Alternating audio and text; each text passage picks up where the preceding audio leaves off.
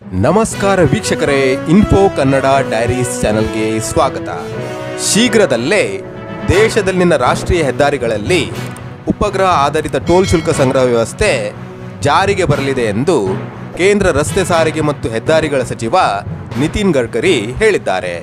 ಈ ಸಂಬಂಧ ಮಾರ್ಚ್ 2024ರೊಳಗೆ ರಾಷ್ಟ್ರೀಯ ಹೆದ್ದಾರಿಗಳಲ್ಲಿ ಭಾರತೀಯ ರಾಷ್ಟ್ರೀಯ ಹೆದ್ದಾರಿ ಪ್ರಾಧಿಕಾರವು ಉಪಗ್ರಹ ಆಧಾರಿತ ಟೋಲಿಂಗ್ ವ್ಯವಸ್ಥೆಯನ್ನು ಜಾರಿಗೆ ತರಲಿದೆ ಎಂದು ಸಚಿವರು ವಿವರಿಸಿದ್ದಾರೆ.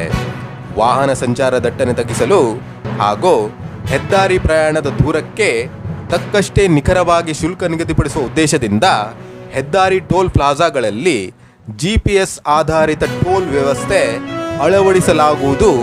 ಈ ದಿಶೆಯಲ್ಲಿ ಹೊಸ ತಂತ್ರಜ್ಞಾನ ಪರಿಚಯಿಸಲಾಗುವುದು ಎಂದಿದ್ದಾರೆ. ಹೆದ್ದಾರಿಯಲ್ಲಿ ವಾಹನ ನಿಲ್ಲಿಸುವಂತಾಗದೆ ಸಂಚಾರ ನಿರಂತರವಾಗಿರಿಸಲು ಸ್ವಯಂಚಾಲಿತ ಟೋಲ್ ಸಂಗ್ರಹ ವ್ಯವಸ್ಥೆಯನ್ನು ಸಕ್ರಿಯಗೊಳಿಸಲಾಗುವುದು. ಅದಕ್ಕಾಗಿ ನಂಬರ್ ಪ್ಲೇಟ್ ಗುರುತಿಸುವಿಕೆ ಸ್ವಯಂಚಾಲಿತ ವ್ಯವಸ್ಥೆಯನ್ನು ಅಂದರೆ ನಂಬರ್ ಪ್ಲೇಟ್ ರೀಡಿಂಗ್ ಕ್ಯಾಮೆರಾ ಪ್ರಾಯೋಗಿಕವಾಗಿ ಜಾರಿಗೊಳಿಸಲಾಗುವುದು ಎಂದಿದ್ದಾರೆ. ಇತ್ತೀಚೆಗೆ ಟೋಲ್ ಪ್ಲಾಜಾಗಳಲ್ಲಿ ಕಾಯುವ ಅವಧಿ ಕಡಿತಗೊಂಡಿರುವ ಬಗ್ಗೆ ಹಾಗೂ ಫಾಸ್ಟ್ಯಾಗ್ ಅಳವಡಿಕೆಯೊಂದಿಗೆ ಟೋಲ್ ಪ್ಲಾಜಾಗಳಲ್ಲಿ ಸರಾಸರಿ ಕಾಯುವ ಸಮಯವು ಕೇವಲ 47 ಸೆಕೆಂಡ್ಗಳಿಗೆ ಇಳಿಕೆಯಾಗಿದೆ. ಇದು ಈ ಹಿಂದೆ 714 ಸೆಕೆಂಡ್ಗಳಾಗಿತ್ತು. ಈ ಮೂಲಕ ಕಾಯುವಿಕೆಯ ಸಮಯದಲ್ಲಿ ಗಣನೀಯ ಸುಧಾರಣೆಯಾಗಿದೆ.